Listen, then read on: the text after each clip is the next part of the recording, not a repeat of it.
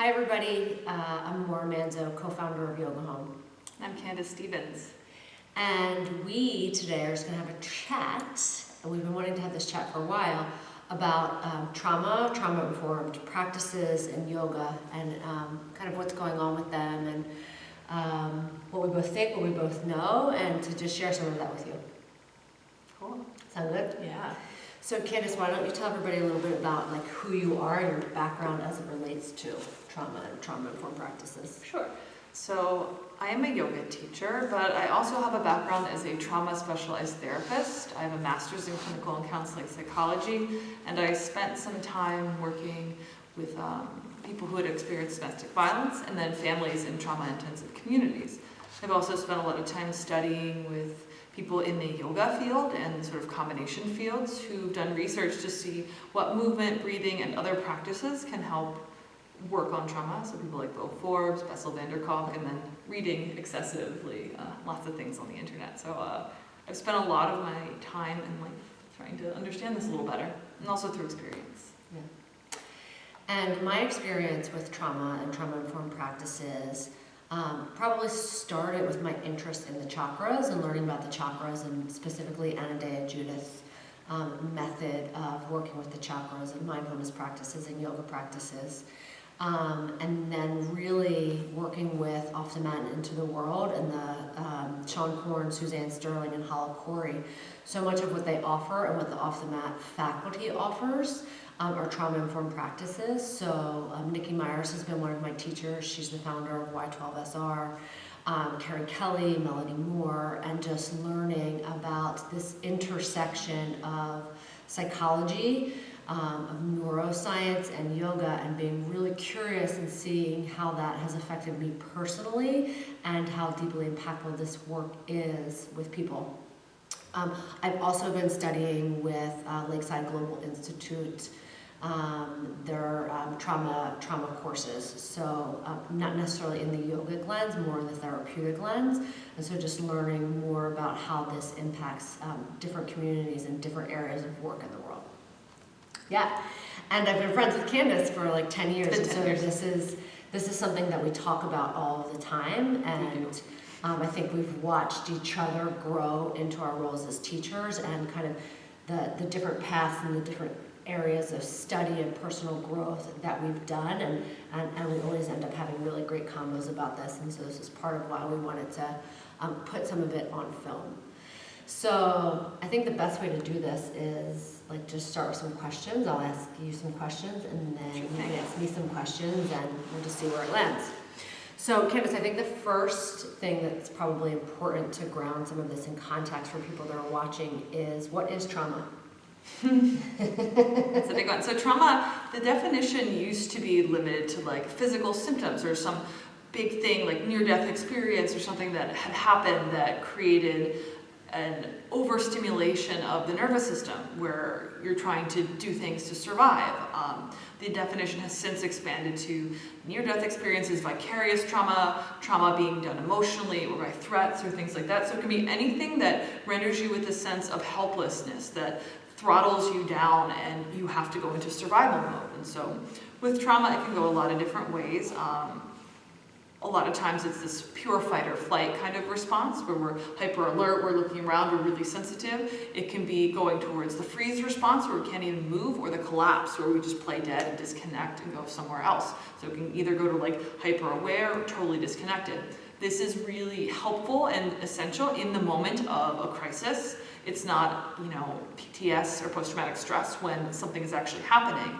But when these symptoms endure for usually a month longer or more after this event has happened, they're no longer serving us, and then that's when we start to call it post-traumatic stress, where it's living in our body, replaying in our body. Trauma can also, it's not just in the mind, it's a very, very physiological experience, and so how we experience our trauma lives in our body. Sometimes when trauma is very entrenched, and over time, our brain structures actually start to change, where centers that have to do with memory shrink, and ones that have to do with fear and emotions grow, so that we can get these sensations, fears, things in our body, but not necessarily know what or why. It's just a relived experience. Yeah, and I think that it was really profound for me when, I think the way that Hala, and maybe Bessel too, like the one-liner on that is, trauma is anything that leaves you with feeling helpless, hopeless, or with the inability to cope. And one of the things that I think was really profound for me in learning about this was, I often, when I heard the word trauma, thought about these big life moments like violence or war or assault, and that's not necessarily the case. So the things that you were mentioning, Candace, like vicarious trauma, ancestral trauma, you know, or just toxic load of stress, right, can have a traumatic impact. And in the same breath, depending on who you are and how you are, your age, your resources, your community, your nervous system, your coping skills. Each thing that we experience, we might go through the same thing and it may land with you traumatically and not with me. And so there is no, it's not black or white at all. It's very individual to the person experiencing it and what's going on in their whole environment. So there's actually this very famous case study where this couple got in a car accident and they both had opposite reactions, where the guy, parts of his brain lit up that caused that like constant awareness, really on edge, where his wife just like the brain, like if you scanned it would hardly light up. She was so disengaged. And we all have different ways in which we cope. Sometimes we shut down, sometimes we ramp up. And again, a lot of it lives in our bodies and replays through how we're holding our posture, and we don't even know that we're like tense and bracing for something. We're kind of flopping down so we can avoid sensation. A lot of times people who have been through trauma don't breathe very deeply, because when you breathe, you feel. And there can be an avoidance of feeling to try to get through a situation. So things don't get processed until we start to look at it in a body-based way. So it's a somatic experience, and there's, you know, this muscular memory around it. If it's specifically, if it's something that hasn't been processed, right, it gets stuck and held on a cellular level. And I think this is where I've always started to get really interested and curious about the yoga practice, right? Because what I've been taught and what I've experienced is the yoga helps us move into and investigate that area where something may be trapped, right? Or so the tension or stress that we're holding in our physical form, body, bone, muscle, tissue, cells, to help release that and help that energetic pattern move. Yeah, exactly. We have to see it to shift it, and we have to feel it to heal it. Mm-hmm. One of the most interesting concepts I've come along is muscular armoring, and it's something that we often do to like protect ourselves. And one of the origins, a lot of times with childhood trauma, kids realize like you can't make noise because then X, Y, or Z might happen, or someone says like, don't you cry, like don't you feel this emotion? So kids learn to hold their breath and to tense their body. Because when we tense our body, we can't cry as much, we can't breathe as much, and we don't feel as much. So it ends up being, that's a very common thing with childhood trauma, but we can see that in ourselves. And so much of this yoga practice, when we are looking with mindfulness and inquiry, we can notice like, wow, why am I like bracing this shoulder? Why is it when I move to this side I feel really uncomfortable, but this side I feel safe? And this is from a real life case I had with a student where when they moved in one way, their body felt safe, and when they moved this other way, they got stuck and the one hand would shake, and ended up being a suppressed traumatic memory that came up, and it was a very specific thing that corresponded to that. Mm-hmm. So these things can live in our bodies, we don't necessarily know, but just seeing it can help us start to recognize the pattern, and the way we move our bodies affects the way we feel. So if we notice we're tight or tense, we can start to shift it. Another thing that's really helpful about yoga for trauma is building connection with other people. Part of trauma is we get dysregulated, our rhythms are off, our own internal rhythms and the way we connect with people. And a very common thing I've heard is from people with trauma is that they feel like they can't share with anybody, they can't connect. And on a very simple level, just being in a class with other people, moving in sync, can start to provide some of that sense of connection and community and, you know, being mirrored or seen. Yeah. There's two things that you just said that I want to speak to. So that first about like how we move the body, right? And so there's so many little sayings in our vocabulary that point to this, right? And so often we're told we've got to hold it all together, and that's what happens. It's a pressure cooker. Yeah, that's what happens in that armoring up, and then the body just gets used to doing that and doesn't know how to do the release or the let go, Yeah. and that becomes really uncomfortable. And so it's like safety. It's your arm. It's literally armoring. It's your Yeah. armor. You're like, I'm fine. I have this tension. Nothing can happen to me. yeah, and so then Keep then- stuff out too, Then though. coming into the yoga classroom, or really anywhere, and asking somebody to sit still or pay attention or relax, like that's not always the most beneficial No. thing. So then the other thing that you were just, what did you say after that? You were speaking to the way that we move. Oh, and that, okay, so that oftentimes this is very unconscious, right? And so we're exploring our somatic experience in the body. And one of the other things that I've always been taught, right, is that your body always knows, right? Your body always remembers, but your body always knows. And your body knows oftentimes way before the mind. And it can be it can create up this like mousetrap experience with your mind, because your mind wants to be able to figure it out. Your mind wants to understand and know and put everything together, and that's not necessarily the way that the body works. And yet when we get used to and learn about our body, we can go, oh, why is it that when I move to the right, you know, that experience that you were just sharing, or when I experience somebody that smells like my grandmother, right? What happens? Like, you know, all of these things are happening all of the time that are rememberings of past experiences. Yeah. Some of them can be really pleasant, right? Like you smell someone and you go, oh, that reminds me of my mom. Or you hear a song or a food. But then there's other things that live in the unconscious too, like you could meet somebody for the first time who's a wonderful, wonderful human being, but the way they wear their necktie reminds you of, unconsciously reminds you of an experience you had with a boss 10 years ago where there was some verbal assault, and now all of a sudden you're back in that space, and that's how you're showing up with this person. Does that make sense? Absolutely. Yeah, and it sometimes can be so difficult too to parse between like what is the instinct and what is that instant like anxious, traumatic, like quick response. Mm-hmm. But I think overall, like as we start to recognize those patterns, and the more time we spend in our body, just like getting to know it on a very neutral level, the more we can start to like read the difference. Like what is an anxious feeling guiding me, and what is like a true intuitive feeling guiding me. Yeah, I think that's a really big thing, and something that I'm curious about all the time in my own experience, that discernment between what is intuitive, right? I don't even want to say instinctual, because instinctual sometimes is still reacting from a past experience, right? But that discernment between truth and fear, right? Yes. Like I get a bad vibe about somebody. Where is that coming from? And is that old historical imprint, right? Or is that real life time? Yeah, and it's hard, especially in the throes of like healing from trauma. If you're still not feeling safe yet, it's harder to really like let that go. If there's still a situation that's actively exacerbating that, then like that can be rough.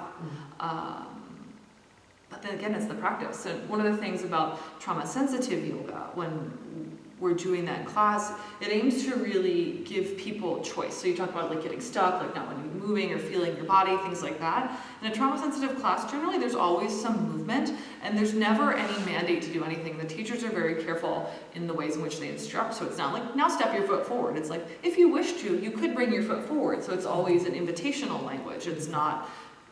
It doesn't put that pressure on, because sometimes if someone feels unsafe, you kind of bow to the pressure. You do what people say. You don't want to look bad. You don't want to perform badly. You don't want to disappoint the teacher. And there's so much of this like explaining that it's not about that, you know. As a teacher in a trauma-informed or trauma-specialized class, it's about creating safe space for people to, one, get a little more mindful and connected with their body, two, to start to empower themselves and, you know, notice what they actually want, and three, to enact those choices, to actually like do what your body needs versus what someone else might, you know, and it can look very different. Yeah. And so I think that the choice thing is huge. And then I think that there's probably a couple other common things that people can expect or should expect if they're going to trauma-informed practices. And some of the ones that I think maybe the most obvious or not are closing your eyes or not closing your eyes, right? If that doesn't feel comfortable for you, you don't have to close your eyes. permission to be touched, right? Offering that consent. Yes. Is a huge one. Any of the choices inside the post. So oftentimes you'll hear teachers say, like, for example, if you were in a lunge, number one, there's always the option to come out of it if it doesn't feel right for you. But number two, you can keep your hands on the ground, you can keep your hands on the blocks. You could explore bringing your hands to your hips or taking your arms to the sky and then finding some movement in your wrist, like all these different options to find that place that feels good for you in your body. And then I think the other thing that you said, Candace, and I think that this is important to mention because this conversation is coming up a lot right now, is safe space. And one of the things that I've been reading and working with is to actually change that language, right? And to perhaps consider creating brave space or curious space, because everybody's conditions for what makes them feel safe are different. And so as a teacher or facilitator, we're doing the best that we can to establish some ground rules and conditions to create an environment where that may be possible, but we can never really know what makes a person feel safe other than giving them these choices so that way they can, so it empowers them to do that for themselves. So just that shift in language from safe space to like brave space or curious space feels important. Yeah, and it's also, you're not telling someone how to feel. Like what I often say, I'm like, my intention is to make this a safe space or to do what I can, so let me know if there's something I can do. Because so much of being traumatized, or especially if it's a continuing abusive situation, people often are telling you how to feel, what you feel, this and that, and you go along with that. Even in class, when I'm teaching trauma specialized, or I don't say like, you should feel opening in your side. I don't know what they should feel, and I don't want to tell them what they should feel. It's about rediscovering your connection to self and being able to feel things again. So I might say something like, notice what you're feeling in your side. If something doesn't feel right, maybe shift and see how it changes. So it's more invitational to get, like you said, getting curious space versus like, you should feel this way, and if you're not, you're failing. It's one of those things where if you put like a cap on what it's supposed to be, you reduce someone's experience to your projection of it. When I teach anxiety-based classes, in yoga, I often say like, don't put this heavy expectation that this is going to fix you, that you're going to feel a certain way by the end, because when you fixate on this future outcome, it can make it so much like the opposite. So much of it's about just getting into that moment and experiencing it as it is. And that's where the alchemy happens. That's where the magic happens, where things start to shift. I find myself trying to work on that so much, right? Because my tendency, not necessarily to tell people what they should feel, but I think my tendency is to tell them where to feel it. And so I've been working on language around like, just notice what sensation you feel. And or if we're in a pose that is maybe newer, I'll give a couple suggestions. Like you might feel this in your inner thigh or outer hip or along your right side body, and you might not, and that's okay. Yes. And I find myself trying to say that a lot too, even at the end of class when I say notice how you feel. I feel like that can be really pregnant with people feeling that they're supposed to feel a certain way. And sometimes the practice can be calming and grounding and soothing, and sometimes it's not. Right? And it all depends. It depends on the teacher, it depends on the classroom, but it depends on you and what's going on in your life and your body at the right moment. And the yoga practice is a churning practice for sure. And so sometimes, there's not this, one prescription, do this and you will feel this. And I think that that's really important because as we're trying to navigate our life as human beings, it's getting harder and harder, or rather, we're feeling more and more pressure for things to look this way, feel this way. My marriage should be like this, my work life should be like this, my kids should be like this. And that's not true. There's no one prescription to lead a happy and healthy life for any of us. And so if we can learn to experiment and play with that and feel all of those sensations and discomforts and joys and all of it on the mat, then this gives us the ability to navigate our life as human beings perhaps a little more. Exactly. Your mat is your mirror. Yeah, your mat is your mirror. And so I think just like a couple more things that might be important for people that are watching to know, like, so what's happening with trauma-informed practices, And what I've been taught, and you can agree or disagree with this and or add on, is what we're really looking to do is regulate the nervous system, right? To move you out of that fight or flight mode into a more, I don't necessarily want to say relaxed state, but a state that is just not so heightened, where you can find relaxation, where you can find ease, where you can find release. When you're in those parts of your nervous system, literally your body functions more optimally. So digestion, respiration, reproductive organs, all of it, clarity, creativity, problem solving, all of those types of things. And it's not to say that you should never be in a heightened state, because like anything, we're working on balance, and there's times where you do need to be in heightened states, right? There's times where you do need to be really active.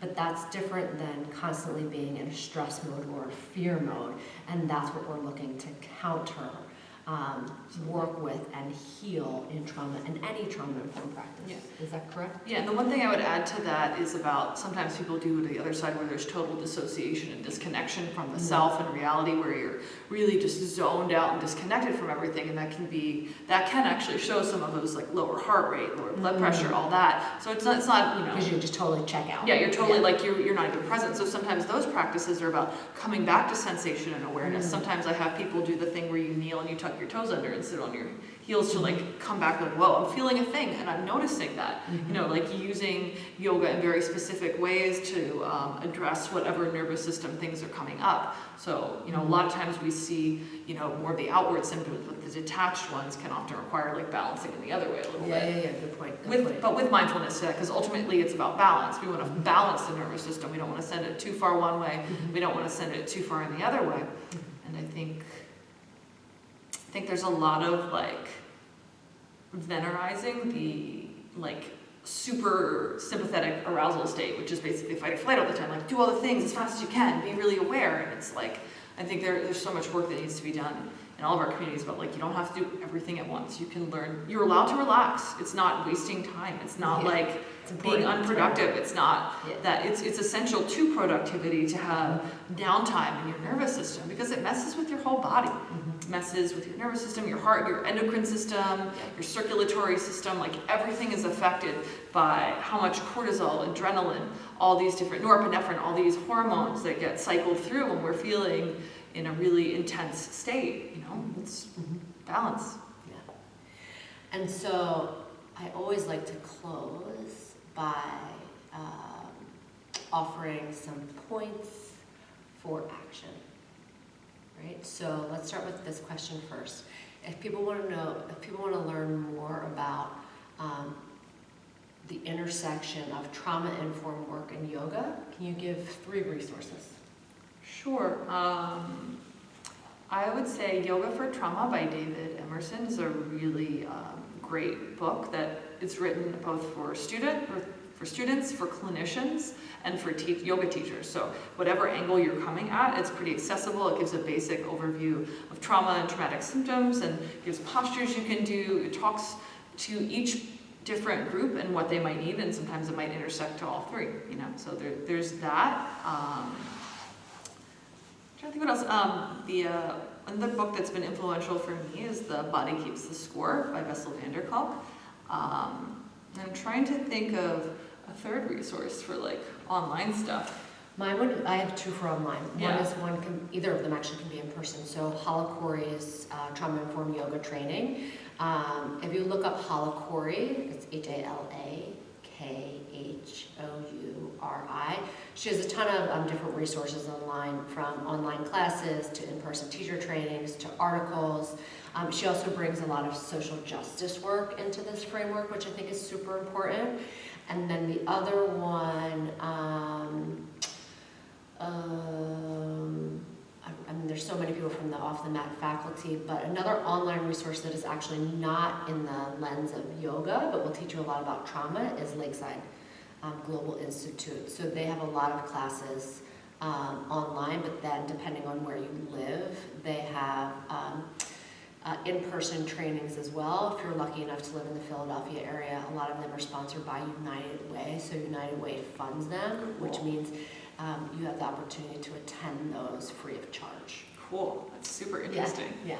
Yeah, and I think as time goes on, this work will expand more, like more and more of us are being trained. I know I offer sometimes online sessions and things like that where I work one-on-one with people, but the wave is spreading, you know, more and more people are getting these trainings and these talents and are more able to share that stuff. But it's important too to get educated and like read the stuff, because there's a lot of things that have really great intentions to like try to work with trauma that might actually be counterproductive. So it's reading like a book like Yoga for Trauma can give like a great, you know, foundation, or going to a workshop with Hollow Quarry will give, you know, a great foundation to be able to explore and navigate this stuff, because we don't always, it's so complex that sometimes what seems like the best answer to it sometimes isn't. Sure, because like the easiest one for me is close your eyes and tell somebody to relax. Close your eyes and relax. Nothing's going to happen to you. You're safe here. You're safe here. It doesn't, you know, it doesn't always work. That may be so well intentioned, and in your experience that might work, and yet the impact of that, without being educated on how that could affect somebody, could be quite the opposite of what was intended, because that could feel very unsafe for somebody. So there's tons of these different things. But I do think that the wave is spreading, you know, taking these classes with Lakeside and being able to see who's in these classes and who's doing this work.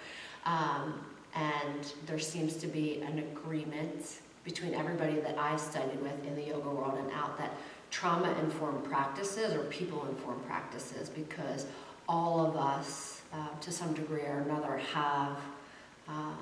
are working with these kinds of things too. You know, trauma exists on a continuum, healing exists on a continuum, and so the more informed we are, just the more potential and possibility we have for healing and connection, which ultimately is great for us as individuals, but it's great for our communities in the world too. Yeah. Candace, if there was one practice that somebody could do at home by themselves, whether you know or don't know if you've been impacted by trauma, just to help regulate the nervous system, what would it be? It's a tough one. Because I'd want to say breathing, but I know that can, as a first step, can be difficult for someone who's been through trauma. You know, learning to breathe at an even ratio or lengthening the exhale, in particular if you're really in a high state of anxiety around it, can be very helpful. But if that feels daunting and overwhelming, just starting to move with your body, you know, to close the room, even dancing, honestly. I would say, like, if you want to, like, learn to connect to what you're feeling or to your body, like, put on a song that you love. Close the windows, close the blinds, and see if your body moves or how it wants to move. If it doesn't move, get curious, why don't I want to move? Or you could do it from a yoga posture, coming to tabletop position, and just move your body and notice what you're feeling and where. The first step is just seeing, and then the rest of it will come from that. The idea is we're trying to see it in a neutral way and try to infuse those movements with a little bit of gentleness and flow. I know maybe that's not as simple as I thought it would be when it came out. Yeah. So maybe breathing, 1, and 2, body awareness, noticing the things. But so, yes, and, you know, I think the way that, like, my MO is, like, and this is, like, there is no right prescription, Maura. That's the real answer. It's individual for each human. So for some of us, movement and dancing might help regulate. For some of us, sitting down and doing a breath exercise, like Nadi Shodhana, which is alternate nostril breathing, or counting the breath, 4-second inhale, 4-second exhale. But it is about exploring and finding the medicine, the therapy that's right for you, that helps bring you into balance. Exactly, and so whatever's most comfortable for you. Dancing may be a horrifying prospect for you, and that might mean that you don't want to do that, but something where you can just get to know your body as it is, even laying down in your bed and breathing and just moving your body, stretching, moving a knee, like just to get to know what it is. Going for a walk outside, fresh air, the earth, the ground. Ground is so important. Literally, like, having 2 feet on the ground can be everything when you feel like everything's off kilter, spinning around you. It really bothered me back when I was younger. People were like, just feel your feet on the ground, or just take a deep breath. I'd be like, that won't work. But then as I've gotten older, I'm like, oh wow, this really works. Feeling my hands on the ground or feeling my feet on the ground. And I find I do these things when I feel really, like, off, and it can make such a difference. But again, it's individualized. Each person's medicine will be different, you know, and it's all about how much you need and how much you don't, you know. There's this quote, you know, 1%, too much of any medicine is a poison. So it's like, you know, what is too much for you, what's going in too far, and then what is where you need to pull back and honor yourself. And a lot of it's just mindfulness. And then I think always, if you are working with something that is having a profound impact on your life, to seek a therapist or a professional that has experience in trauma or somatic experiencing to help you move through that and find some peace and balance in your life. The two are made for each other. Yeah. Yoga and psychotherapy. Yeah, kind of like Maura and Candace. Yes. So thanks for watching. You can feel free to shoot either of us an email or social media message if you have any questions. And hopefully we'll do another chat together soon. Yes, let's do it. This is fun. Yeah, so fun. All right, bye. Thank you. Thanks, guys and girls.